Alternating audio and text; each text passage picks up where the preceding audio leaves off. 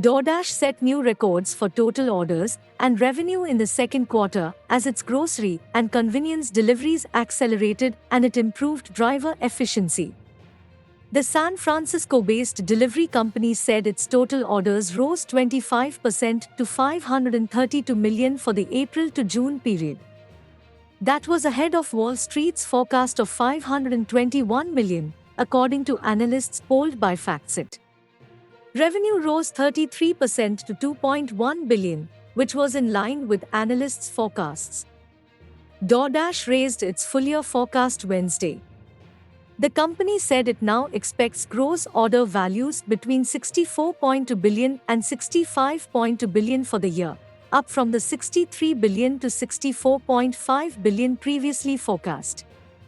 DoorDash expects adjusted pre-tax earnings between 750 million and 1.05 billion, up from a range of 600 million-900 million.